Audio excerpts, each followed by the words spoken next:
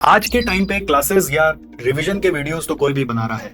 लेकिन दोस्तों मैं आपको बता दूं, ये जो अपना एग्जाम है ये स्ट्रेटजी का गेम है, सिर्फ कॉन्सेप्ट्स और रिवीजन के सम्स का नहीं। तो अगर आप कंफ्यूज्ड हैं कि एग्जाम हॉल में क्या पढ़े, कहां से पढ़े और रैंक कैसे लाएं, तो आज ये वीडियो आपके लिए गेम चेंजर हो सकता है। इस वीडियो में हम देखेंगे कि सीएमए फाइनल में एग्जाम ट्रेंड क्या रहा है, टर्म बाय टर्म आप question number wise chapter and topic analysis करेंगे। रैंकर्स द्वारा यूज किए हुए प्रोवन स्ट्रेटजीज क्या है, वो कैसे अपने सिलेबस को पकड़ के रखते हैं, वो आप जानेंगे। और सबसे इंपॉर्टेंट, आप सर्जिकल स्ट्राइक अपने सिलेबस पे कैसे करें जिससे कि जो आप पढ़े वही एग्जाम में आ रहा हो। ऐसा प्रिपरेशन कैसे करें। अगर आपको इस वीडियो की जरूरत है तो लास्ट तक जरूर देखिए, क्योंकि यहाँ सिर्फ इंफॉर्मेशन नहीं, एक कंप्लीट रोड मैप है जो कि आपका सेमीफाइनल का सक्सेस मैप बनेगा। दोस्तों वीडियो शुरू करने से पहले आपसे एक रिक्वेस्ट है कि आप प्लीज इस चैनल को सब्सक्राइब जरूर कर लें। आपके लिए सिर्फ एक लाइक और सब्सक्राइब बटन जो है वो हमारे लिए एक गेम चेंजर हो सकता है। हमें इसी लाइक और सब्सक्राइब से मोटिवेशन मिलता है कि हम आगे भी और भी वीडियोस बनाते रहें, और YouTube हमारे कंटेंट को फिर रेलिवेंट समझकर और भी लोगों तक पहुंचाता है। तो अगर आप इसे सब्सक्राइब करेंगे तो आपके कारण और भी किसी का भला हो सकता है, और हम हमारे मोटिवेशन को लेकर यहाँ पर लगातार वीडियो आपके लिए बनाते रहेंगे। सीएमए फाइनल जून 26 के लिए एबीसी एनालिसिस, रैंकर स्ट्रेटजी और सर्जिकल स्ट्राइक टेक्निक आपको गिफ्ट में देने आ रहा हूं। इस वीडियो को पूरा दिल थाम के सुनिएगा और हर वो स्टूडेंट सुनेगा जो सीएमए फाइनल का एग्जाम दे रहा है। वीडियो की बात सुनने के बाद ही डिस्क्रिप्शन में जाके डाउनलोड लिंक खोजिएगा। तो दोस्तों, रैंकर स्ट्रेटजी क्या है, फर्स्ट ये समझते हैं। आपने एक कहावत सुनी होगी, winners don't do different things, they do things differently. Exactly वही है रैंकर स्ट्रेटजी। बट आपको पता नहीं होता कि कई बार वो डिफरेंटली क्या करना है मेरे को। तो आज मैं आपको बताने वाला हूं। फर्स्ट ऑफ ऑल, जैसे ही मैं वर्ड रैंकर यूज करता हूं, हमारे जो ऐसे नॉर्मल साधारण बच्चे हैं वो बोलते हैं बात मेरे लिए नहीं कर रहे हैं। रैंकर स्ट्रेटजी तो रैंक वालों के लिए, मैं तो रैंक नहीं सोच रहा, मैं तो पास सोच रहा हूं। अरे मेरे भाई, अगर आप चांद सोचोगे तो धरती पे रह जाओगे, तारे सोचोगे तो कम से कम चांद तो मिलेगा। तो मतलब रैंक का स्ट्रेटजी के हिसाब से प्रिपेयर करके जाओगे तो पास या एग्जामिशन तक तो लैंड कर ही जाओगे। तो यही आपको समझाना चाह रहे हैं कि रैंकर स्ट्रेटजी समझना जरूरी है, इररिस्पेक्टिव आप रैंक के लिए प्रिपेयर कर रहे हैं या नहीं कर रहे हैं। अगर आप सिंगल ग्रुप भी दे रहे हैं तो भी रैंकर स्ट्रेटजी से पढ़ना है, जिससे कि मार्क्स ऐसा सुनहरा सुनहरा सा आए कि दोनों को कंबाइन कर दे तो वो टोटल मार्क्स क्या पता रैंकर से भी ज्यादा हो जाए। तो रैंकर स्ट्रेटजी क्या है?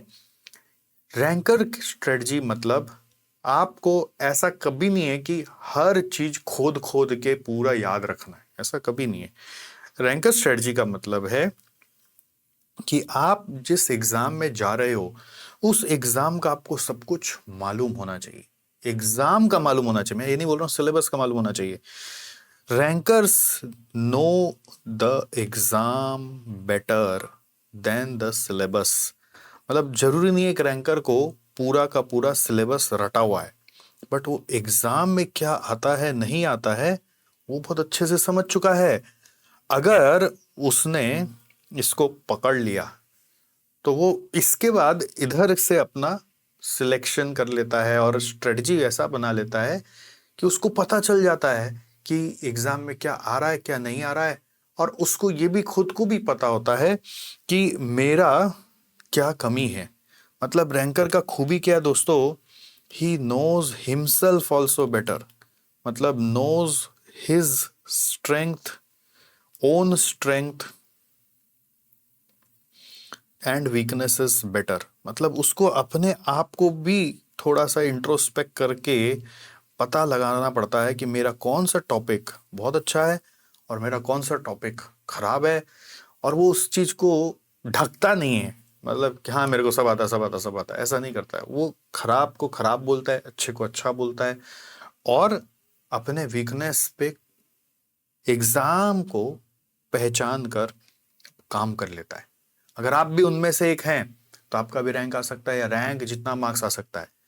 तो अब सबसे पहला बात आता है, सर ये एग्जाम बेटर मतलब आप क्या बोलना चाह रहे हैं, इसको आप थोड़ा समझाइए। तो दोस्तों इसके लिए क्या करना पड़ता है, इसके लिए आपको अपने प्रीवियस ईयर पेपर्स को लेकर बैठना पड़ेगा। प्रीवियस ईयर पेपर्स में हर अटेम्प्ट का आपको कॉलम बना बना के, जैसे दिसंबर 23, जून 24, समझ में आ रहा है, दिसंबर 24, लाइक वाइज ऐसे करके जितना भी अपने अटेम्प्ट हुए हैं आज तक, उनका क्वेश्चन नंबर जैसे 1 है, 1 का 1 है, उसका कौन सा चैप्टर से आया है और किस टॉपिक से आया है, इसका पूरा लिस्ट बनाना है। चैप्टर टॉपिक चैप्टर टॉपिक, फिर 2 का चैप्टर टॉपिक चैप्टर टॉपिक, ऐसे करके जितना भी क्वेश्चन एग्जाम में आया उन सबको लेके ये बनाना है। समझ गए? अगर ये बनाएंगे नहीं ना तो आपको पता नहीं चलेगा कि एग्जैक्टली एग्जाम में क्या आता है, और आपको अगेन कभी नहीं पता चलेगा कि अभी भी आपको क्या नहीं आता है जिसको आप सुधार कर सकते हैं। ये 2 स्टेप यदि आप कर लोगे तो you will get the hold over the subject. ठीक है, अब ये पॉइंट है कि ये बहुत टाइम कंज्यूमिंग अफेयर है। तो जो रैंकर होता है वो पता नहीं कब से करके बैठा हुआ है, ये सब चीज कब से करके घोट के पी लिया है, और जो बाकी लोग हैं उनको तो अभी पता चल रहा है, ओ माय गॉड अब मैं कैसे करूंगा, टाइम कम है। बस यही फर्क है, जो आगे चल रहे हैं और जो पीछे पीछे आ रहे हैं। तो एनीवे ये करना तो पड़ेगा। अगर आप चाहते हैं कि आपको वो डॉट सारा कनेक्ट हो कि एग्जाम में क्या आता है, एग्जामिनर का क्या माइंडसेट है, क्वेश्चन पेपर सेटर का क्या माइंडसेट है, तो ये करने से ही पता चलेगा। और ये करने से ही है ना, मैं लिख के देता हूं आपको, एक ऐसा परम ज्ञान प्राप्त होगा कि आपको लगे अब आने वाला एग्जाम में इसमें से कुछ आ जाएगा, इसलिए चैप्टर को छोड़ते नहीं है, या इसका ये टॉपिक तो पढ़ ही लेते हैं। और अब अपने आप आएगा, वो नेचुरली आएगा, आप खुद प्रेडिक्ट कर पाइएगा पेपर कि आने वाले अटेम्प्ट में आपके साथ क्या होने वाला है। और मैंने ये कोई आपको पहली बार नहीं बताया, मैंने प्रीवियस अटेम्प्ट में, उसके प्रीवियस अटेम्प्ट में हर बार स्टूडेंट्स को बताया, और स्टूडेंट्स बोले सर ये क्या मैजिक आपने सिखा दिया। इससे मेरा कॉन्फिडेंस इतना बढ़ गया, मैं आपको क्या बताऊं, नहीं तो मेरे को लग रहा था मेरे से कैसे होगा। तो दोस्तों मैं जानता हूं बच्चे बच्चे हैं, आपके पास समय लिमिटेड है, बहुत सारे लोग लेट से जगते हैं, तो इसलिए एसजेसी ने एक एफर्ट लिया है। देख रहे हैं? हाँ जी देख रहे हैं, दिखा रहा हूं अभी आपको खाली। तो ये जो एफर्ट लिया, इतना मेहनत किया आपके लिए, हर सब्जेक्ट का बना दिया है जी। हाँ जी बिल्कुल सही सुना आपने, हर सब्जेक्ट का, जी हाँ, सीएमए फाइनल का हर सब्जेक्ट का बना दिया है। तो अब हमने अपने हिसाब से बनाया है, बट इसका असर हमें हुआ है क्योंकि हमने बनाया।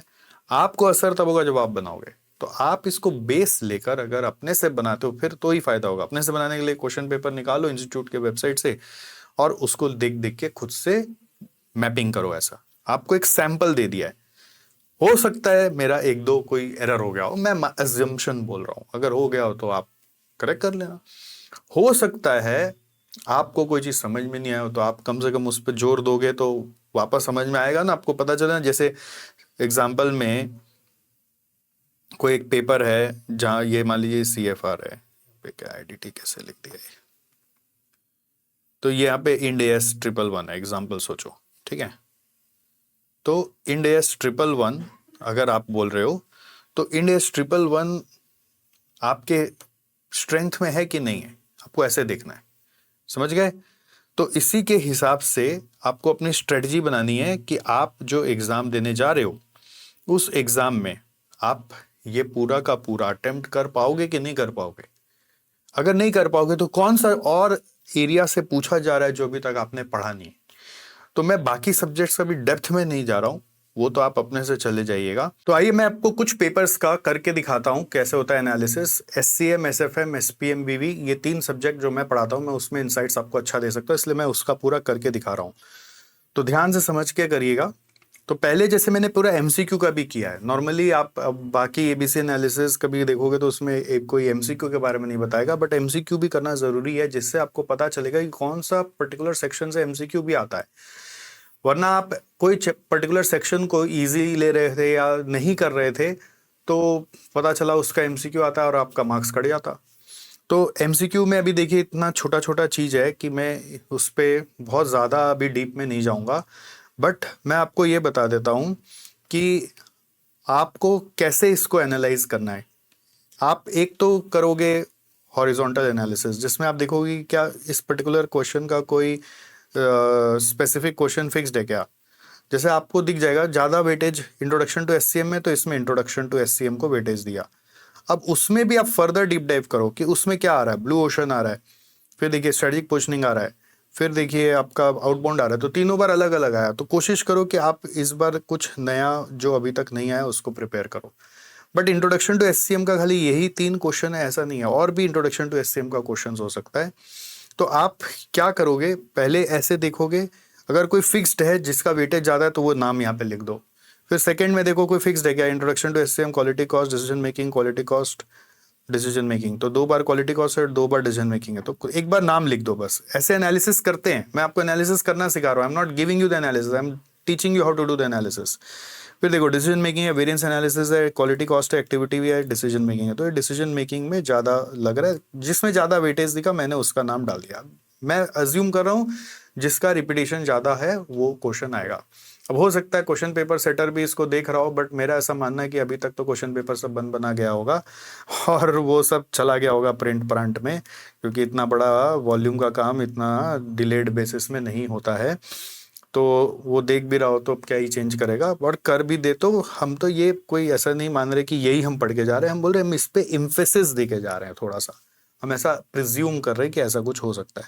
फिर देखिए डिसीजन मेकिंग है, फिर डिसीजन मेकिंग है, फिर थ्रूपुट है, फिर फाइनेंशियल डेटा है, तो फिर से डिसीजन मेकिंग मेरे को लग रहा है। फिर डिसीजन मेकिंग है, गेम थ्योरी है, वेरिएंस है, डेटा एनालिटिक्स है, वेरिएंस है, तो मेरे को लग रहा है वेरिएंस है। मैं ऐसे अपने हिसाब से अपना एक प्रिडिक्शन कर रहा हूँ। मैं अगर आपके जगह एग्जाम दे रहा होता तो मैं ये सब कर रहा होता।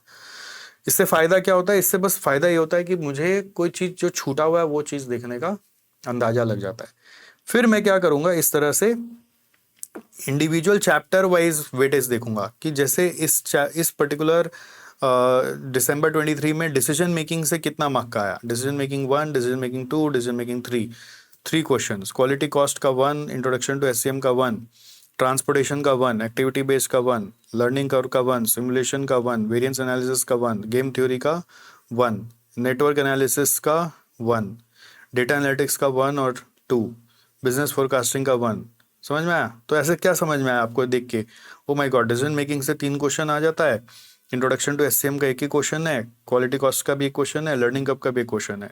तो ये आपको एक वेटेज समझाएगा। जैसे अब दिसंबर 25 में क्या हुआ देखिए, डिसीजन मेकिंग का 1, फिर 2, डिसीजन मेकिंग का 3, फिर एक्टिविटी बेस्ड कॉस्टिंग का 1, वेरिएंस एनालिसिस का 1, एलपीपी से आ गया 1, गेम थ्योरी से आया 1, लर्निंग कर्व से आया 1, डेटा एनालिटिक्स का 1, introduction to SCM 1, decision making का 4th क्वेश्चन आ गया, एक्टिविटी बेस्ड जेआईटी का, तो ये जेआईटी का 1 मान लिया मैं, वेरिएंस एनालिसिस का आपका 2nd क्वेश्चन आ गया, इंट्रोडक्शन टू एससीएम का भी 2nd क्वेश्चन आ गया, डिसीजन मेकिंग के जगह टारगेट कॉस्टिंग से आया, तो मान लो ये टारगेट कॉस्टिंग 1 है।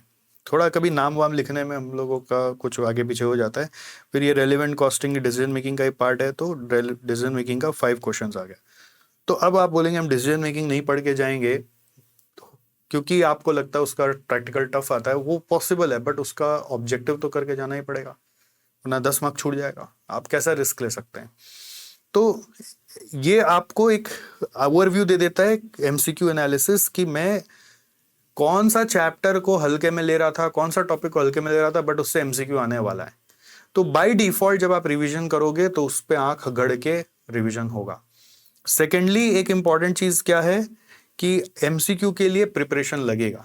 आप एमसीक्यू को खाली कॉन्सेप्ट के बेस पे नहीं क्रैक कर सकते, तो उसके लिए अपने एमसीक्यू बुकलेट आपको प्रोवाइड किए हैं, आप उस बुकलेट को लेकर पूरा सॉल्व कर लीजिए, और उसके साथ साथ अपने पूरा एमसीक्यू बुकलेट सॉल्व करके यूट्यूब पे भी डाल दिए। उसमें आईसीएमआई मैट आ गया, बिट क्वेश्चंस आता था पहले वो आ गया, आपका एमसीक्यू बैंक का जितना क्वेश्चंस है वो है, मॉडल क्वेश्चन पेपर्स है, पास्ट पेपर्स है, सब करके डाल दिया है। तो आप वो सारा अगर कर लेंगे ना, तो जब तक आप मान लीजिए जैसे जैसे नीचे आएंगे ना, आपको लगेगा 80% एमसीक्यू आपको आता है। ऊपर से आना पड़ेगा। अगर आप बीच से कोई सेक्शन करेंगे उसका, तो आपको सब नया नया लगेगा, बट ऊपर से आएंगे तो आपको लगेगा कि बहुत कुछ आपको ऑलरेडी आता है। समझ गए? तो ये एमसीक्यू का हुआ। अब नेक्स्ट देखो 2 नंबर क्वेश्चन है ना, फिक्स्ड है डिसीजन मेकिंग का। उसमें एक बार एलिवेंट, फिर सब कॉन्ट्रैक्टिंग, फिर मेक बाय, फिर एलिवेंट एयरलाइंस का, फिर एलिवेंट कॉस्टिंग आया। तो कहीं ना कहीं question number 2 is fixed for decision making. तो डिसीजन मेकिंग में नॉर्मली दोस्तों हर बार नया क्वेश्चन आता है। अगर आपको नया क्वेश्चन का फोबिया है तो आप डिसीजन मेकिंग को इग्नोर करके बाकी प्रिपेयर करिए। अगर नया क्वेश्चन से डर नहीं लगता है तो एग्जाम में डिसीजन मेकिंग को फर्स्ट में नहीं करेंगे, थोड़ा बाद में करेंगे, ठीक है? क्योंकि वो नया क्वेश्चन है तो कई बार हम बीच में लॉस्ट हो गए, अगर फोबिया नहीं है तो भी तो रिस्क हो जाएगा। नॉर्मली ये 14 मार्क का क्वेश्चन आता है, तो आप देख लो कितना देर में आपको करना है, इसके हिसाब से आप आगे बढ़ना। नेक्स्ट 3A है और 3B है। क्वेश्चन नंबर 3A और 3B है, वो कहाँ से आ रहा है? ये ट्रांसफर प्राइसिंग और टारगेट कॉस्टिंग से आ रहा है। किससे आ रहा है? ट्रांसफर प्राइसिंग और टारगेट कॉस्टिंग।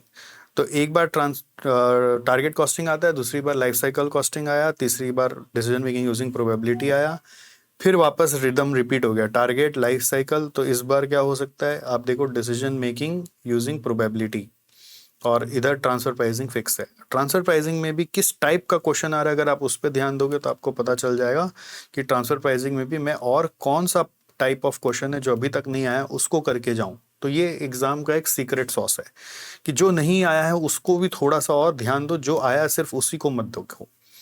जो टाइप ऑफ क्वेश्चन अभी तक नहीं आया उसके ऊपर एक नजर डालो, ठीक है?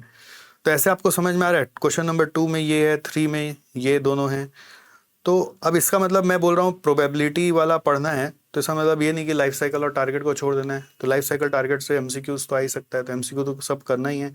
और लाइफ साइकिल टारगेट का जो क्वेश्चंस हैं वो नज़र से निकालना है, but decision making using probability का क्वेश्चन को हाथ से बना के जाना है। That is the strategy. 4A जो है वो देखो, 4A एक्टिविटी बेस्ड मैनेजमेंट से आता है, प्राय एक्टिविटी बेस्ड मैनेजमेंट। अब उसमें एक बार थ्रूपुट से भी आ गया है, यहाँ पे गड़बड़ लिखा हुआ है, ये थ्रूपुट होगा, ठीक है? फिर एक्टिविटी बेस्ड कॉस्टिंग, फिर एक्टिविटी बेस्ड कॉस्टिंग, फिर थ्रूपुट से आ गया, ठीक है? तो क्या रिदम बना? Throughput, activity based costing, throughput, activity based throughput. तो activity based throughput, activity activity, फिर थ्रूपुट। क्या वापस थ्रूपुट आएगा? आ भी सकता है, अगर रिदम को पकड़े तो, म्यूजिक को पकड़ के चले तो थ्रूपुट भी आ सकता है, या फिर यहाँ पर वापस से मुझे लगता है ABC भी आ सकता है। तो मैं अगर आपके जगह होता तो दोनों को पढ़ के जाता, क्योंकि यहाँ पे ऑल्टरनेटिव आ रहा है, मेरे को पता नहीं इस बार क्या है, और दोनों ईजी है तो मेरे लिए कोई लोड भी नहीं है। फिर नेक्स्ट देखो, ये थ्योरी है, 4B थ्योरी क्वेश्चन है, जिसको हम लोग कई बार इग्नोर करते हैं, बट ये करना ही है, ये थ्योरी पढ़ के जाना ही है, क्योंकि ये आपको बचा लेता है, 4A आपसे करवा लेता है इस बहाने, ठीक है? तो थ्योरी को इग्नोर नहीं करके जाना। तो फेजेस ऑफ वैल्यू चेन आता है, फिर लीन अकाउंटिंग आता है, फिर फेजेस ऑफ वैल्यू चेन आता है, फिर कैटेगरीज ऑफ क्वालिटी आया, फिर लीन आया। तो इस बार आप देखिए फेजेस ऑफ वैल्यू चेन अपने आप इंपॉर्टेंट हो गया, ठीक है? फिर इसके बाद नेक्स्ट क्वेश्चन देखो 5, ये पूरा 14 मार्क का क्वेश्चन है और वेरिएंस एनालिसिस से आता है। एक बार पूरा रिकॉन्सिलेशन आया, फिर ओवरहेड आया, फिर रिकॉन्सिलेशन आया, फिर आपका रिकॉन्सिलेशन दोबारा आया, फिर मटेरियल वेरिएंस आया। तो एक तरह से आप देखिए रिकॉन्सिलेशन के ऊपर आने का संभावना इस बार ज़्यादा लग रहा है, या फिर अगर आएगा तो कोई मटेरियल और ओवरहेड वेरिएंस आ गया है तो लेबर वेरिएंस का कोई डेडिकेटेड क्वेश्चन आ सकता है। तो ये मेरा अंदाजा बैठ रहा है कि ये आपको तैयार करना है, समझ गए क्या? तो अब इसमें से आएगा, आई डोंट नो, मैं बोल रहा हूँ ये सबको तैयार करना है अच्छे से। अब इनमें से कौन कौन सा क्वेश्चन को तैयार करना है, ये एक बहुत बड़ा सवाल है। तो ये क्यों सवाल है? क्योंकि ये किसी को नहीं पता इनमें से कौन सा आएगा, तो फिर तो पेपर ही लीक करने वाला बात हो गया। तो पॉइंट ये कि उसके लिए भी मैं क्या किया हूँ ना, आपके लिए एक सुपर 50 क्वेश्चन सीरीज बनाया हूँ, जिसमें मैं इसमें से भी कुछ क्वेश्चंस आपको चुन के दूंगा। लास्ट टाइम इसको दिया था तो उसमें से 80% मैच हो गया था, मतलब उस टाइप का ही क्वेश्चन आ गया था, सेम क्वेश्चन नहीं आया था, उसी टाइप का कॉन्सेप्ट आ गया था। तो इस बार भी ट्राई कर रहे हैं और आपको देंगे, थोड़ा वो लास्ट मोमेंट की तरफ आएगा, तब तक आप इसके हिसाब से अपना तैयारी कर सकते हैं। Got it? तो 3 4 5 हो गया। फिर आपका 6 नंबर में क्या आ रहा है, देखिए असाइनमेंट सिमुलेशन। फिर असाइनमेंट की जगह क्या हुआ, एलपीपी सिमुलेशन आया, फिर असाइनमेंट सिमुलेशन, फिर ट्रांसपोर्टेशन सिमुलेशन, और फिर एलपीपी असाइनमेंट। इस बार थोड़ा आगे पीछे कर दिया। तो मतलब नॉर्मली इसमें क्या आता है, असाइनमेंट और सिमुलेशन का ये बॉक्स है। तो अब असाइनमेंट में द बेसिक क्वेश्चंस आते हैं आपका, क्या तो ट्रैवलिंग सेल्समैन वाला, या तो मैक्सिमाइजेशन प्रॉब्लम है, मिनिमाइजेशन प्रॉब्लम, तो उसमें कुछ सिखाने का है नहीं। अनबैलेंस्ड होगा या कंडीशनल होगा, व्हाटएवर है, सारा सिनेरियो आपको पता होना चाहिए, आप उसमें कुछ भी स्किप मत करके जाइएगा। सिमुलेशन में भी जितना तरह का सम्स है वो सब एक बार नजर से निकाल के जाइएगा। अब एलपीपी इस बार आ गया तो लग रहा है कि वापस एलपीपी तो नहीं आना चाहिए। अब ट्रांसपोर्टेशन बहुत रेयर है एग्जाम के लिए, और आता भी है तो सिर्फ उसका वैम मेथड ही आता है। तो अगर आप रिस्क फ्री होना चाहते हैं तो ट्रांसपोर्टेशन का वैम और एलपीपी का भी फॉर्मुलेशन करके जाएंगे, जो भी स्पेशली जो टिपिकल फॉर्मुलेशन है थोड़ा सा हार्ड वाला, जो क्लास में कराया होगा लास्ट की तरफ, सब वो सब देख के जाएंगे। मतलब ये रिस्क फ्री जोन है, बट ज़्यादा प्रोबेबिलिटी असाइनमेंट का है। तो अब क्या है कि इसमें भी क्या कौन सा क्वेश्चन करना है वो सब मैं लिस्ट आपको दे दूंगा, बट आपको एक आइडिया दे रहा हूँ कि इस तरह से हम लोग एबीसी एनालिसिस करते हैं और पता लगाते हैं कि हम कहाँ पे खड़े हैं। फिर नेटवर्क एनालिसिस का क्वेश्चन है 7A। नॉर्मली 7 नंबर में देखा गया था लास्ट 2 बार 14 मार्क्स का, 3 बार से 14 मार्क्स का क्वेश्चन आ रहा था, और इस लास्ट टाइम इसको ब्रेक कर दिया सिमुलेशन लर्निंग कर्व से, और उससे पूछा ही नहीं। तो इस बार ज़्यादा chances by default network analysis का है। ठीक है, बाय डिफॉल्ट नेटवर्क एनालिसिस का 14 मार्क का क्वेश्चन का चांस ज़्यादा है। फिर 8 नंबर जो है ये मैक्सिमा मिनिमा और बिजनेस फोरकास्टिंग से आता है। तो मैक्सिमा मिनिमा आप देखिए, बहुत बच्चे घबरा जाते हैं इससे, इसलिए मैंने इसका पूरा क्लास का वीडियो ही यूट्यूब में अपलोड कर दिया, और इसका कुछ एक क्वेश्चन आपका उसमें भी आता है, एसपीएम में भी, तो आप उधर भी उसको रेफर कर सकते हैं। जो मैंने क्लास में कराया वो पूरा एंड टू एंड कराया, उसका आप 70-80% भी कर लेंगे तो भी आपका ग्रिप आ जाएगा। तो एक बार एफर्ट डालोगे तो 7 मार्क्स सिक्योर कर लोगे। अगर अटेम्प्ट लग ही रहा है और हर बार वही चीज़ करके जा रहे हो, तो इस बार कुछ तो डिफरेंट करो ना, एक चैप्टर और एक्स्ट्रा तो करो, क्या पता उससे कुछ मार्क्स बढ़ जाए। तो इस बार भी क्या आने का संभावना है, देखो मैक्सिमम मिनिमा का संभावना ज़्यादा है। और गेम थ्योरी वैसे बीच में एक बार आया था इस क्वेश्चन में, तो मुझे ऐसा लगता है कि अगर गेम थ्योरी आया तो आ गया, बट मैक्सिमम मिनिमम मेरे हिसाब से ज़्यादा आएगा। बट अदरवाइज यहाँ पे गेम थ्योरी एक सेकंड पॉसिबिलिटी है। और यहाँ पे सेकंड क्वेश्चन जो है वो फोरकास्टिंग का है, और फोरकास्टिंग में लास्ट टाइम जो क्वेश्चन आया था दोस्तों वो तो हिला दिया था, वो आना ही नहीं चाहिए था। जो करने गया होगा वो ऐसे ही डूबा होगा।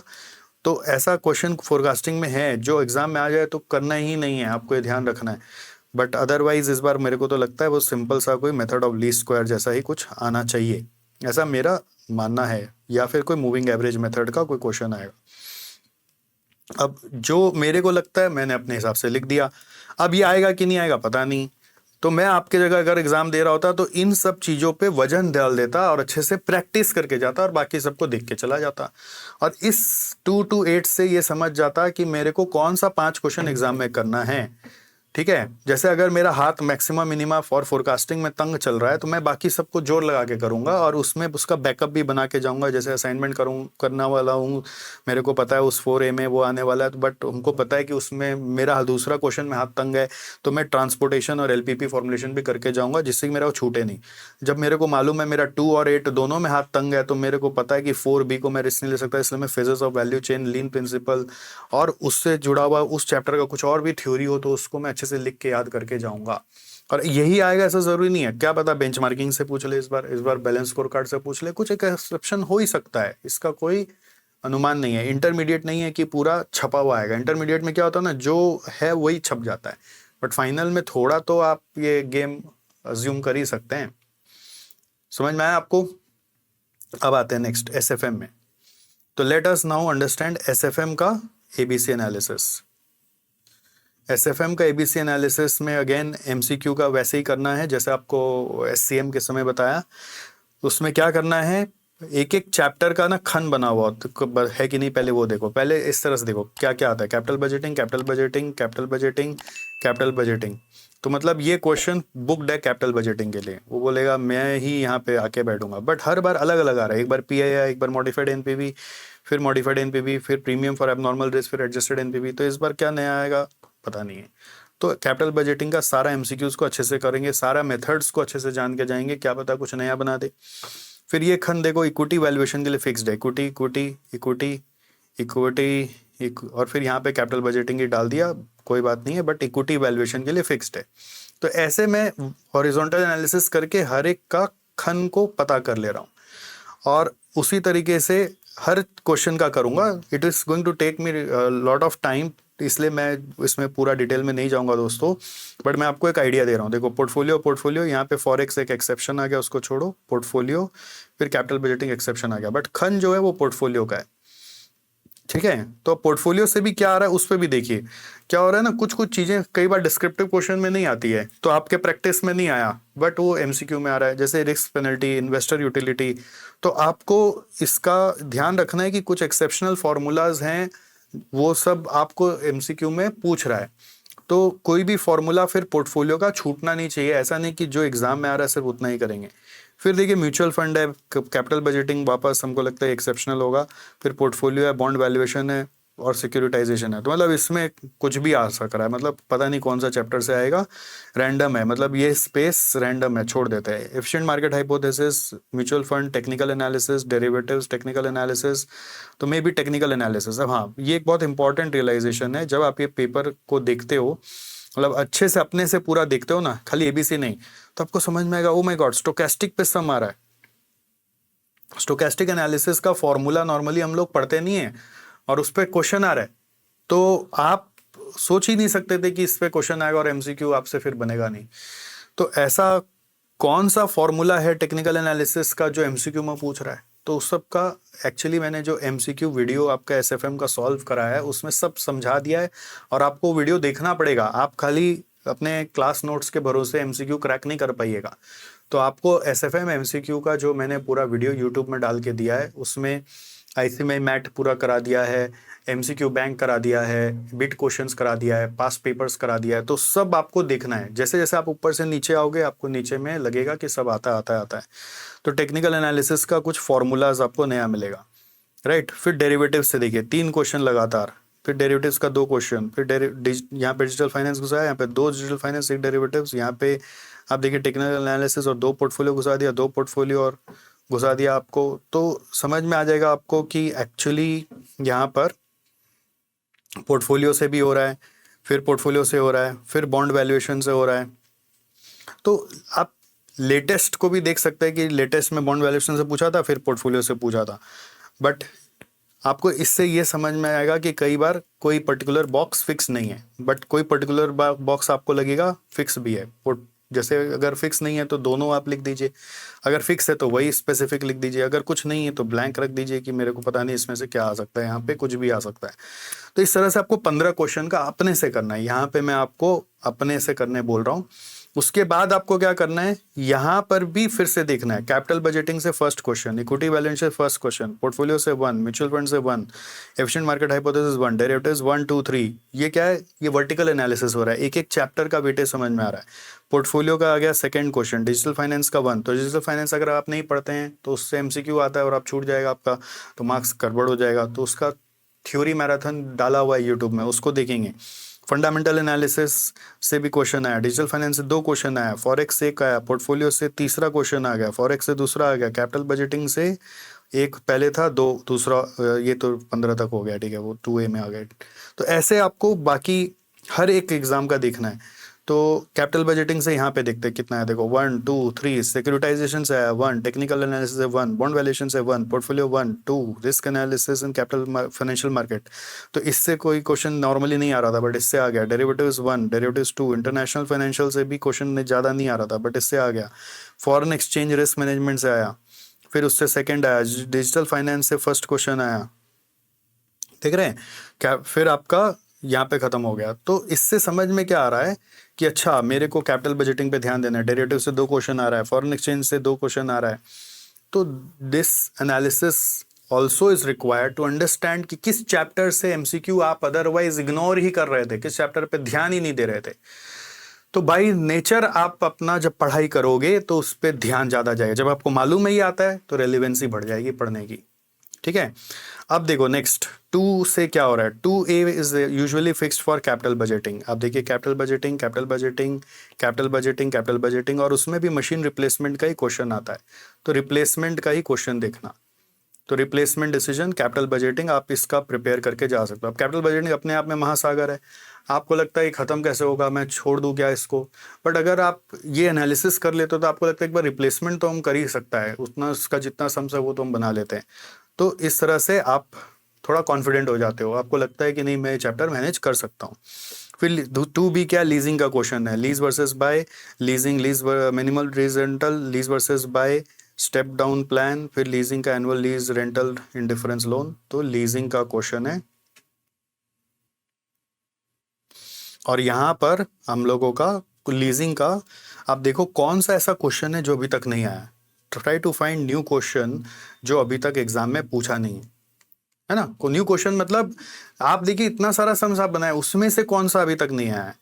फिर आप देखिए नेक्स्ट रिस्क एनालिसिस से क्वेश्चन 3 ये फिक्स्ड है, कभी बेस्ट वर्स्ट सिनेरियो, कभी रिस्की प्रपोजल, कभी सिमुलेशन, कभी एक्सपेक्टेड एनपीवी, कभी कोएफिशिएंट ऑफ कोरिलेशन सिनेरियो। तो ये रिस्क एनालिसिस का फिक्स्ड है, तो ये बहुत नॉर्मली इजी क्वेश्चन आता है, बट अगेन आप देखिए रिपीट नहीं हो रहा है। अगेन न्यू वैरायटी आप एक्सपेक्ट करके चलिए जो आपका अभी तक पूछा नहीं है बट आपने पढ़े हैं। तो उनमें से कौन सा आप है जो देखिए अभी तक नहीं पूछा है, वो आपको निकाल के लाना है। अब आप बोलेंगे सर वो भी आप ही बता देते, तो मैं बिल्कुल बताऊंगा। इसके लिए सुपर 50 नाम का एक क्वेश्चन सीरीज हम लोग लॉन्च करने वाले हैं, जिसके लिए आप हमारे यूट्यूब में सब्सक्राइब करके रहेंगे तो ही आपको देंगे। सब्सक्राइब करके रहना है यूट्यूब चैनल पर, और हो सके तो ये वीडियो को भी शेयर करना है। और यहाँ पर अगर आपको यहाँ तक आपने वीडियो को देखा तो एक बार एक कमेंट भी लिख दीजिए कि यस आई वांट सुपर 50। अगर आप ये लिख देंगे तो मेरे को पता चलेगा कि आपने मेरा वीडियो को देखा भी है, तो it will give me more boost to make super 50 for you. ठीक है, तो ये रिस्क एनालिसिस हो गया। फिर आ रहा है इक्विटी वैल्यूएशन का क्वेश्चन। देखिए इक्विटी इक्विटी इक्विटी, इसमें 3 फेज, 3 फेज, फिर 2 फेज, फिर 3 फेज, फिर 2 फेज आ गया। तो इक्विटी वैल्यूएशन का क्वेश्चन है 2 फेज या 3 फेज में। अभी मुझे लगता है 3 फेज वाला कोई क्वेश्चन आप प्रैक्टिस करके जाएं तो ज़्यादा बेहतर है। 3 फेज का लें तो 2 फेज आ ही जाएगा। तो ये देखिए ये डीप डाइव वाला एबीसी एनालिसिस है। जस्ट चैप्टर नाम बता के आपको नहीं छोड़ रहा हूँ, आपको डीप डाइव करा रहा हूँ, और उसके अंदर भी फर्दर डीप डाइव कराऊंगा। जितना डीप जाओगे वहीं तो खजाना है। मोती कहाँ है? समुंदर के अंदर है। हीरा कहाँ है? एकदम खान के अंदर है। ऊपर ऊपर में कुछ नहीं मिलता। ये 4A थोड़ा सस्पिशियस क्वेश्चन होता है दोस्तों बॉन्ड वैल्यूएशन का। तो ये हर बार कुछ अलग ही दे रहा है। इसमें कन्वर्टिबल बॉन्ड 3 बार दिया, तो फिर कॉलेबल पुटेबल दे दिया, फिर ड्यूरेशन वोलेटिलिटी दे दिया। तो इस बार देखते हैं बॉन्ड वैल्यूएशन में क्या पूछेगा, और we will find out some new question and will give you in super 50। And otherwise आप जो दिया हुआ उसको तो रिवाइज कर सकते हो। तो रिवाइज ओल्ड और जो मैं सुपर 50 में दूंगा वो करो, क्योंकि बॉन्ड वैल्यूएशन हम लोग के जो एग्जाम में सिलेबस में वो बहुत ही छोटा सा पार्ट है, बट क्वेश्चन जो आ रहा है अलग ही आ रहा है। तो अगर आपको नया क्वेश्चन का फोबिया है तो 4 को हटा दीजिए। फिर 4B म्यूचुअल फंड के लिए फिक्स्ड है। इसमें नैव एनुअल रिटर्न, फिर sharp return ratio, beta NAV, फिर म्यूचुअल फंड का यूनिट्स एनएवी, फिर नैव एंड नेट रिटर्न कंप्यूटेशन। तो आप देखेंगे रिपीट नहीं हो रहा है, न्यू टाइप ऑफ क्वेश्चंस पूछने का कोशिश किया जा रहा है। तो this is the deep analysis कि आप म्यूचुअल फंड में ये देखिए पूरा पास पेपर में क्या क्या आ गया है, तो वही करके चल के जाके आप बोलेंगे हाँ हाँ मेरा चैप्टर हो गया। नहीं, आप वो करिए जो अभी तक नहीं आया है, then you will get an edge. फिर पोर्टफोलियो मैनेजमेंट का क्वेश्चन 5 फिक्स्ड है, 5AB। एक क्वेश्चन नॉर्मली आपका CAPM जुड़ा हुआ होता है, दूसरा क्वेश्चन वो MPT से जुड़ा हुआ होता है। तो 2 अलग अलग जोन से आता है। कभी एक क्वेश्चन आपका वो परफॉर्मेंस वाला जो रेशियोज है उससे भी आ जाता है। तो यहाँ पे आप समझ लीजिए पोर्टफोलियो से आएगा, और पोर्टफोलियो चैप्टर को आप किए होंगे। तो CAPM का एक क्वेश्चन मान लीजिए आप, ठीक है। एक आर्बिट्राज प्राइसिंग का मान लीजिए क्योंकि वो अभी तक आया नहीं है, और एक आप मान लीजिए MPT का जो कैलकुलेशन वाला क्वेश्चन होता है, रिस्क वाला, रिवॉर्ड वाला, कैरेक्टरिस्टिक लाइन वाला, वो सब वाला आप क्वेश्चन कर सकते हैं। नेक्स्ट पोर्टफोलियो के बाद देखिए डेरिवेटिव्स है। डेरिवेटिव्स का 6A 6B फिक्स्ड है। 6A फ्यूचर्स के लिए, 6B ऑप्शंस के लिए। तो ये फ्यूचर्स का क्वेश्चन है और यहाँ पे ऑप्शन का क्वेश्चन है। तो फ्यूचर से एक आएगा ही, ऑप्शन से एक आएगा। फ्यूचर से हर बार एक सिमिलर टाइप का क्वेश्चन आता है कि हेजिंग कैसे करें पोर्टफोलियो का, या फिर फ्यूचर का प्राइसिंग कैसे करें। तो आपको वो जो चैप्टर में पढ़ाया गया है वही करना है, इजी सा आता है।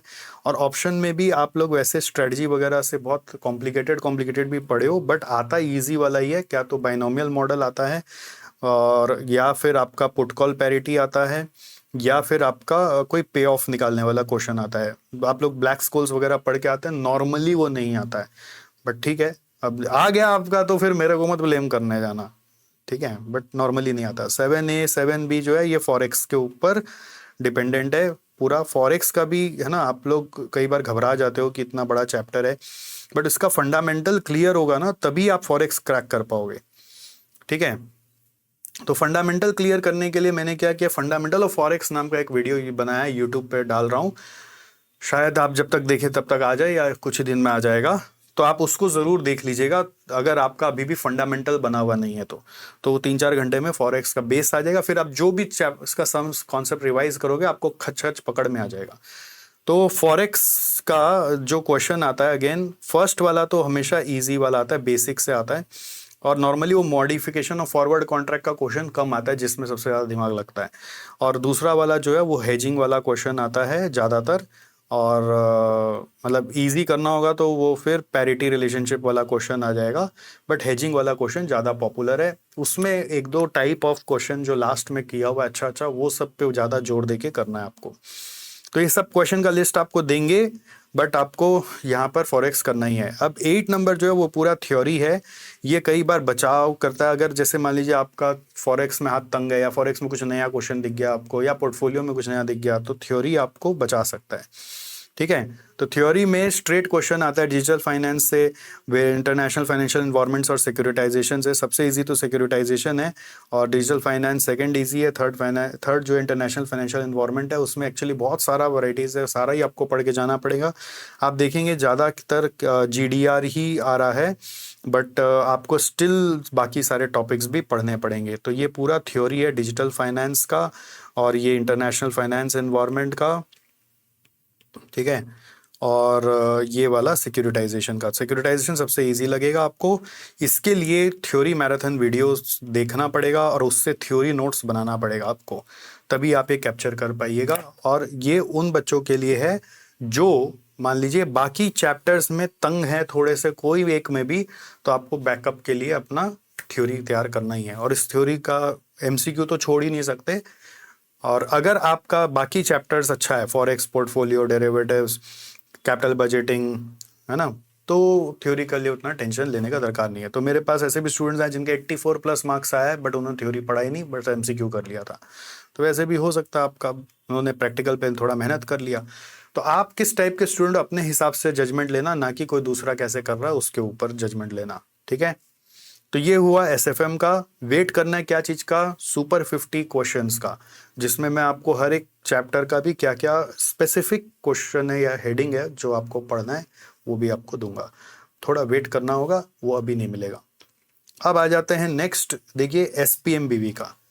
तो दोस्तों SPMBV में क्या हो रहा है ना, लास्ट 2 अटेम्प्ट में मतलब थोड़ा सा पेपर को ना उथल पुथल कर दिया, ट्रेंड पूरा मैच नहीं हो रहा है।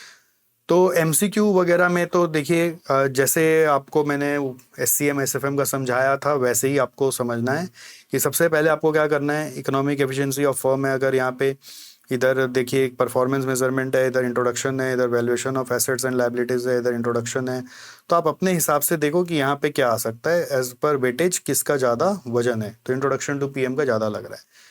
फिर देखो business valuation models and approaches है, फिर इंट्रोडक्शन टू परफॉर्मेंस मैनेजमेंट है, फिर इंट्रोडक्शन है, फिर मर्जर है, फिर इंट्रोडक्शन है। तो मेरे को तो यही ज़्यादा लग रहा है, आएगा नहीं आएगा पता नहीं है। ऐसे आपको हर एक का एक ज़्यादा वेटेज क्या है उधर ये वाला डाल देना है, और उसमें भी फिर देखना है कि कौन सा क्वेश्चन रिपीट हो रहा है कि कौन सा नया आ रहा है, ठीक है। तो बहुत बार रिपीटिशन भी दिख रहा है, बहुत बार नया भी दिख रहा है, इसमें कोई प्रिडिक्शन नहीं कर पा सकते हम लोग। फिर दूसरा आपको यहाँ से भी देखना है कि इसमें से क्या रहा है, इकोनॉमिक एफिशिएंसी से आया, बिजनेस वैल्यूएशन से आया, दूसरा क्वेश्चन इंट्रोडक्शन से आया, एक मर्जर से आया, एक इकोनॉमिक एफिशिएंसी से दूसरा आ गया, तीसरा आ गया, बिजनेस वैल्यूएशन से भी तीसरा आ गया, इंट्रोडक्शन से दूसरा आ गया, परफॉर्मेंस मेजरमेंट से पहला आया, इकोनॉमिक एफिशिएंसी से चौथा आ गया। माय गॉड, मतलब उसका थ्योरी भी पूछ लिया। फिर परफॉर्मेंस मेजरमेंट से आप देखिए दूसरा आ गया, business valuation methods and approaches से चौथा आ गया, पांचवा आ गया, फंडामेंटल्स ऑफ बीवी से पहला आया, इंट्रोडक्शन टू परफॉर्मेंस ये तो प्रैक्टिकल आ गया, मतलब डिस्क्रिप्टिव आ गया। तो ऐसे आपको पता चलेगा ओ माय गॉड किससे कितना आ रहा है। और आप ये नोटिस क्या करोगे कि ये कुछ अलग ही चल रहा है भैया यहाँ पर। इट इज़ नॉट पॉसिबल कि आप कोई वेटेज को लेके चल सकते हो, बट आप ये देख सकते हो कि कौन सा चीज़ आपका आ रहा है बट आपका नहीं किया हुआ था, और कौन सा चीज़ अभी तक आया नहीं है। ये दो चीज़ पे बार बार नज़र देना है। तो अगेन इसके लिए भी वही है, इसका भी एमसीक्यू हमने अभी आईसीएमए मैट का सॉल्व करके डाल दिया है। इवेंचुअली और भी डालेंगे, एमसीक्यू बैंक वगैरह भी डालेंगे, तो वो सब आप फॉलो करते रहिए। पेपर रिव्यू सारे टर्म का करके डाला हुआ है, तो उसमें जो एमसीक्यूज है वो सारा आपको करना ही है। तो आप एक फ्लो समझ लीजिए कि पहले आईसीएमए मैट का सारा एमसीक्यू कर लीजिए, फिर एमसीक्यू बैंक आपके इंस्टीट्यूट से रिलीज हुआ उसका सारा एमसीक्यू कर लीजिए, फिर आप पास पेपर्स का सारा कर लीजिए, तो आपका एक कैप्चर हो जाएगा। बट ये एफर्ट अलग से डालना पड़ेगा। फिर अगेन इधर से आइए, देखिए एसपीएम और बीवी में क्या होता है। देखिए आप बोलेंगे खाली हम बीवी पे चल जाएं तो नहीं होगा। खाली पहले होता था एक ज़माने में कि पहले लोग खाली बीवी के भरोसे निकल जाते थे, ऐसे नहीं हो सकता। यहाँ पर आपको यहाँ पर एसपीएम और बीवी दोनों को वेटेज देना होगा। Question number 2A 2B 3A 3B 4A 4B, मतलब 2 3 4 तीन क्वेश्चन एसपीएम का है, और 5 6 7 8 जो है 4 क्वेश्चन बीवी का है। ठीक है, और इसमें चैप्टर ज़्यादातर फिक्स्ड है, introduction to performance management, introduction to performance management, introduction to performance management, introduction to performance management. तो इसमें आप ये मान लीजिए, और इसमें भी आप ये देखिए हर बार कुछ अलग अलग आ रहा है, रिपीट नहीं हो रहा। मतलब एक बार components of SCM supply chain management आया, एक बार डिसीजन ग्रिड पे आ गया, एक बार ऑर्डर टू कैश पे आ गया, तो एक बार सीआरएम पे आ गया। तो इस बार क्या आएगा, जो बचा हुआ है उसको पढ़ो। ठीक है, फिर 2B में परफॉर्मेंस मेजरमेंट इवैल्यूएशन पे आ रहा है, उसमें MIS पे आया, फिर परफॉर्मेंस मेजरमेंट पे 6 सिग्मा पे आया, फिर परफॉर्मेंस मेजरमेंट में बेंचमार्किंग पे आया, फिर ये इंट्रोडक्शन टू परफॉर्मेंस से ही पूछ लिया उसका ये वाला पार्ट, तो फिर परफॉर्मेंस से TQM आया। तो ये क्वेश्चन परफॉर्मेंस मेजरमेंट चैप्टर से आएगा, बट उसमें से क्या नहीं आया है आप उसके ऊपर ध्यान दीजिए। जैसे बैलेंस स्कोर कार्ड ऊपर में आ चुका है, और यहाँ पे देखना परफॉर्मेंस वाला इंट्रोडक्शन में आ चुका है, तो उसको भी इग्नोर करके जो बचा हुआ है उस पर ध्यान देना। ये सीक्रेट है, ये कोई आपको नहीं बताएगा। थर्ड नंबर जो इकोनॉमिक एफिशिएंसी का, ये प्रैक्टिकल क्वेश्चन है, और इसमें आपका maximum profit, optimizing price, cost function, फिर मैक्सिमम प्रॉफिट, और फिर मैक्सिमम प्रॉफिट वाला क्वेश्चन आ रहा है, मैक्सिमा मिनिमा। इसमें क्या आएगा ये हमें नहीं पता, बट ये प्रैक्टिकल क्वेश्चन है। फिर एंटरप्राइज रिस्क मैनेजमेंट आपको दिख रहा है यहाँ पर अपना, ये आपका एसपीएम का ही पार्ट है रिस्क मैनेजमेंट का, उसका थ्योरी है। इसमें कंपोनेंट्स ऑफ ईआरएम, फिर वैल्यू एट रिस्क, फिर रिस्क रिटेंशन, फिर रिस्क एनेबल्ड परफॉर्मेंस मैनेजमेंट, फिर एसेंशियल्स ऑफ रिस्क मेजरमेंट। तो रिस्क मैनेजमेंट का ईआरएम का चैप्टर के लिए डिवोटेड है, बट अगेन यहाँ पे मैक्सिमा मिनिमा में तो फिर भी सेम टाइप का क्वेश्चन आ रहा है, बट ईआरएम में हर बार कुछ अलग सा आ रहा है। आप अगर इस चीज़ को नोटिस कर पा रहे हैं गाइस, तो उस पर ध्यान दीजिएगा मैं आपको क्या सिखा रहा हूँ। ठीक है, ये कहाँ चला गया, ये रहा। फिर परफॉर्मेंस इवैल्यूएशन में डू पॉइंट रिपीट सेक्शन है। यहाँ पे एक रेशियो, यहाँ पे रोना, तो रेशियो एनालिसिस या डू पॉइंट का क्वेश्चन है, तो डू पॉइंट का वेटेज ज़्यादा है। फिर यहाँ पे रिस्क मैनेजमेंट का प्रैक्टिकल है, ये भी 4A 4B प्रैक्टिकल पार्ट जैसा ही, आप ऐसा समझ लो। तो इसमें Z score, NCR, M score कोई कल्पना ही नहीं किया था कि कभी आएगा, इतना गंदा फॉर्मूला होता है उसका। फिर डू पॉइंट रिपीट हो गया, फिर Z स्कोर। तो Z स्कोर या फिर NCAR आपको समझ के चलिए कि इस बार के लिए ज़्यादा वेटेज ले रहा है। अब इसमें से सारा सम बना लेना है इसका, कोई ऐसा नहीं छोड़ना है कि ये नहीं करेंगे वो नहीं करेंगे। अब चैप्टर 5 नंबर 6 नंबर क्वेश्चन 5 6 7 8 जो है, मैंने बोला बिजनेस वैल्यूएशन का है। बिजनेस वैल्यूएशन में फर्स्ट 2 चैप्टर्स है, चैप्टर 5 और चैप्टर 6, उसमें बहुत थ्योरी है, वो सबसे कुछ नहीं आ रहा है। और चैप्टर 5 में लास्ट में कुछ प्रैक्टिकल्स है, जो इंटर का FM का प्रैक्टिकल है, उससे कुछ ना कुछ आ रहा है। ठीक है, तो अभी ये देखिए, ये जो चैप्टर है ना, chapter 7 business valuation and approaches का क्वेश्चन है, उसमें गॉर्डन ग्रोथ मॉडल और वैल्यूएशन ऑफ ट्रांजैक्शन। फिर आया देखो सेकंड में एंटरप्राइज वैल्यू, ये आपका फंडामेंटल्स में भी बोल सकते हैं, और ये इस चैप्टर से भी लिंक करके बोल सकते हैं। फिर वैल्यू ऑफ बिजनेस, फिर शेयर रीपर्चेज वाला एक नया क्वेश्चन आ गया था। फिर वैल्यू एज पर कंपैरेबल फर्म अप्रोच, ये आपका फिर भी रिपीटेबल क्वेश्चन था। फिर value of firm, value of business. तो ये क्या है, ये आपका एक तरह से जो भी वैल्यूएशन का क्वेश्चन है, जो बिजनेस वैल्यूएशन का क्वेश्चन है, वो आपका आ रहा है, and that you have to do. तो इसमें से क्या आएगा, वी डोंट नो, जो भी है सब आपको पढ़ना है। बट क्या नहीं आ रहा है आप वो देख पा रहे हैं, एक कुछ लंबा लंबा क्वेश्चन अपने करते थे, बड़ा बड़ा क्वेश्चन, गुडविल फुडविल वाला, वो सब क्वेश्चन थोड़ा सा कम आने का चांस होता है। आ गया तो आ गया, नहीं तो बड़ा क्वेश्चन का उतना लोड नहीं है, कोई एक बार आया हुआ है। बट मेजर क्या है ना, वैरायटीज को कवर करो। फिर देखो चैप्टर 8 का क्वेश्चन है वैल्यूएशन ऑफ एसेट लायबिलिटी, हर बार अलग अलग, रियल एस्टेट, और यहाँ पर आया ह्यूमन रिसोर्स, फिर आया स्टार्टअप, ये नया था पूरा, इसका वीडियो अलग से यूट्यूब में डाले हैं सब पेपर सॉल्व करके। फिर valuation of investment, value of copyright, तो जो बचा हुआ वो देखो, ठीक है। Valuation of assets and liabilities में जो बचा हुआ आइटम है उसको देखो। फिर वैल्यूएशन, बिजनेस वैल्यूएशन का एक बार 3 क्वेश्चन आ गया था, और फिर बिजनेस वैल्यूएशन का फिर वापस ईवी, बिड्डा मल्टीपल और वैल्यू ऑफ कंपनी वाला क्वेश्चन आया। बट फिर देख रहे कि 2 टर्म से उधर वैल्यूएशन ऑफ एसेट्स लायबिलिटीज़ में warrant, EVA, value of bond, ये सब पे पूछ रहा है। तो मैं ऐसा मान रहा हूँ कि इसी से ही ये दोनों आएगा। और कोशिश करो कि कौन सा ऐसा क्वेश्चन है जो नहीं आया, मतलब कॉपीराइट आ गया ऐसा नहीं, कॉपीराइट में कोई दूसरा क्वेश्चन है तो वो करके जाओ ऐसा। फिर मर्जर का 3 क्वेश्चन आता है, 7A, 7B और 8A। तो मर्जर चैप्टर कितना इंपॉर्टेंट हो गया आपको समझ में आ गया। तो आपको उसमें जितना सम्स है वो सब करके जाना है, जो आ गया उससे कोई मतलब नहीं है। इन स्पाइट ऑफ दिस अगर हो सके तो कुछ और 2-4 एक्स्ट्रा क्वेश्चन करके जाना है, जो मैं आपको सुपर 50 नाम का एक सीरीज अभी दूंगा कुछ समय बाद, आप यूट्यूब में बने रहिए। तो उसका लिस्ट ऑफ क्वेश्चंस आ जाएगा जिसमें कुछ एक्स्ट्रा क्वेश्चन भी रहेगा, वो आप कर लीजिएगा। तो मर्जर एक्विजिशन करना है। और यहाँ पे 8A में देख रहे बहुत बार कि क्या तो मर्जर का ही रिपीट मार दिया, या फिर यहाँ पे SPM से क्वेश्चन उठा के दे दिया, या फिर यहाँ पे फंडामेंटल्स ऑफ बिजनेस से दे दिया, या फिर बिजनेस वैल्यूएशन दे दिया, या introduction to PM's performance management से दे दिया। मतलब ये रैंडम है, पता नहीं इसमें कुछ भी आ सकता है। तो मतलब 8A के भरोसे नहीं चल सकते। इंटरेस्टिंग बात क्या है, 8B बहुत ईजी आता है। 8B ऐसा आता है कि वो तो करे बिना मन नहीं मानता, और 8A के चक्कर में कई बार हम उलझ भी जाते हैं। तो ठीक है, आपको अब इसके हिसाब से अगर स्ट्रेटजी बनाना है तो मेरे हिसाब से आपको SPM का पूरा थ्योरी रट के जाना है, और ये इकोनॉमिक एफिशिएंसी का प्रैक्टिकल भी करके जाना है, क्योंकि वो बहुत ईजी सा आता है। और उसके लिए यूट्यूब में वीडियो डाल दिया है मैंने, SCA में भी आता है वो, SPM में भी आता है, मैक्सिमम मिनिमम नाम से एक वीडियो है, आप उसको ज़रूर देख लीजिएगा, आपको पूरा वो चैप्टर करना आ जाएगा, जितना चाहिए उतना आ जाएगा। मतलब उसमें और ज़्यादा कराया हुआ है ना, 70-80% भी आप कर लेंगे तो आपका ये क्वेश्चंस बन जाएगा, राइट। तो इस हिसाब से आपको अब अपना बेस्ट ऑफ 5 पिक करना है। हेजिंग के लिए बेस्ट ऑफ 6 स्ट्रैटेजी बना के जाइए, 6 क्वेश्चन की अच्छे से तैयारी करिए, एग्जाम में नहीं 5 करिएगा। कौन सा हाथ तंग है वो अभी से थोड़ा बैठ के ना देख लीजिए कि ये चैप्टर मैं छोड़ने वाला हूँ ऐसा करके, या ये क्वेश्चन मैं छोड़ने वाला हूँ ऐसा करके आप चल जाइए। बट मैं वो फिर बता दूं, ये सब एक प्रेडिक्शन है, अनुमानित है, कुछ भी ऊपर नीचे हो सकता है, इस चीज़ का ध्यान रखिएगा। मतलब जैसे SCA में ऐसा हुआ ही था कि नेटवर्क एनालिसिस ही नहीं आया और उसके जगह दूसरा कुछ पूछ लिया। तो ऐसा हो सकता है कि हम जो सोच के जाए उसका कुछ ऊपर नीचे हो जाए, but still we will prepare according to this and then we will face the situation in the exam. That is how it is. So दोस्तों, एनीवे आप यहाँ तक मेरे साथ वीडियो देखें अगर, तो ज़रूर आप में ज़ील है पास कर दिखाने का, ज़िंदगी में कुछ कर जाने का, जिसके लिए मैं बहुत ही आपके साथ जुड़े रहने के लिए भगवान को शुक्रिया करता हूँ, हर समय ग्रेटफुल मानता हूँ कि मेरे को ऐसे स्टूडेंट्स मिले जिनके ज़िंदगी में मैं कुछ परिवर्तन लाने का सौभाग्य प्राप्त कर पा रहा हूँ।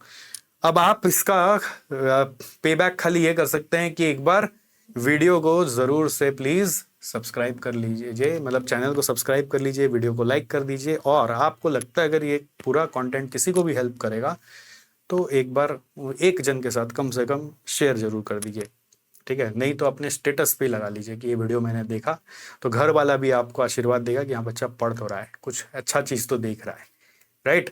तो चलिए मिलते हैं सुपर 50 क्वेश्चन के वीडियो में अलग से बाद में, और तब तक और भी वीडियोस हमारे जून 26 के लिए जो आ रहे हैं प्लीज़ आप उसको देखते रहिए और एग्जाम की तैयारी करते रहिए। चलिए, see you. Thank you so much, आपने इस वीडियो को एंड तक देखा। आई होप आपको ये वीडियो में जो भी बातें बताई गई वो वैल्यूएबल लगी होंगी। अब मेरी आपसे 3 छोटी सी रिक्वेस्ट है। पहली रिक्वेस्ट कि प्लीज प्लीज प्लीज इस चैनल को सब्सक्राइब कर लीजिए और वीडियो को लाइक कर दीजिए। ऐसा आप जब करते हैं तो यूट्यूब को ये लगता है कि हमने कुछ वैल्यूएबल काम किया, आपके लिए कुछ नहीं जाता, बट हमारे लिए YouTube की तरफ से ये एक एसेट बन जाता है। सेकेंडली, आपने इस वीडियो में जब सारी बातें सुनी तो आपको क्या सबसे मोस्ट इंटरेस्टिंग और वैल्यूएबल लगा, वो आप हमें कमेंट में जरूर बताएं। इसके अलावा आप हमें अपना फीडबैक भी दे सकते हैं, जिसे पढ़कर हम सीखें और अगली बार वीडियो को और बेहतर बनाने का कोशिश करें। और तीसरा, हो सके तो प्लीज इस वीडियो को किसी एक जन के साथ जरूर शेयर करें, जिससे कि हम और भी लोगों को प्रभावित कर सकें। तो फिर आज यहीं रुकते हैं और मिलते हैं अगले वीडियो में।